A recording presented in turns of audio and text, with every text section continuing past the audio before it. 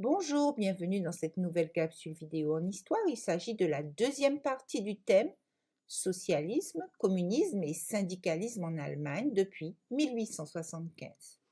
Grand 2, le mouvement ouvrier d'une guerre à l'autre.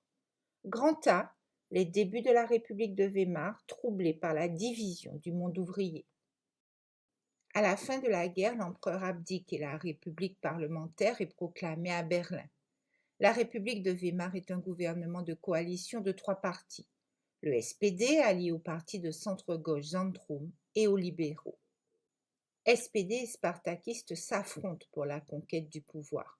Les spartakistes veulent instaurer une république socialiste inspirée du régime bolchevique. Ils sont à l'origine de la fondation du KPD, Parti communiste allemand. Face aux troubles, le gouvernement social-démocrate décide d'agir.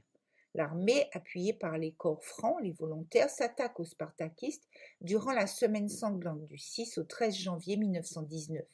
Rosa Luxembourg et Karl Liebknecht sont assassinés. Cette répression provoque une division durable au sein du mouvement ouvrier.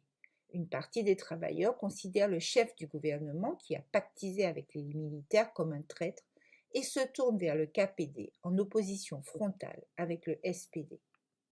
Le B, le SPD, un parti au pouvoir dans les années 1920. Le SPD devient un parti de gouvernement qui participe à de nombreuses majorités et qui donne à la République plusieurs chanceliers. Sa puissance électorale est forte. En 1932, il regroupe plus d'1 million de militants et mobilise 8 millions d'électeurs. Le syndicat le plus important, la DGB, est très proche du SPD et obtient d'importantes avancées pour le monde ouvrier, comme la loi des 8 heures de travail par jour, l'institution de conseils d'entreprise, l'augmentation du paiement des heures supplémentaires ou encore la création de l'assurance chômage. Le C, le SPD et le KPD face au nazisme. L'Allemagne est aussi touchée de plein fouet par la crise économique des années 1930 qui fragilise les ouvriers.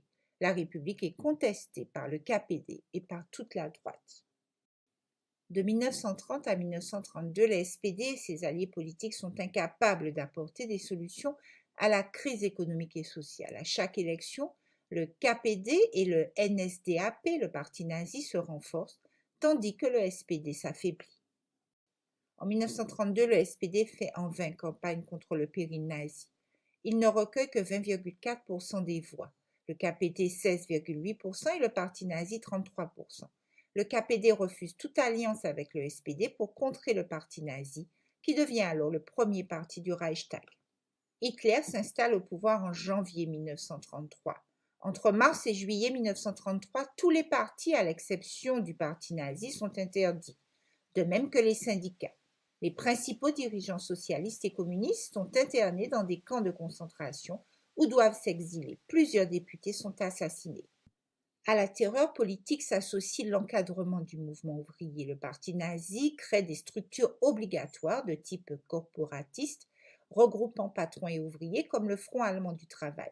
Les loisirs des ouvriers sont organisés par des associations comme Force par la joie.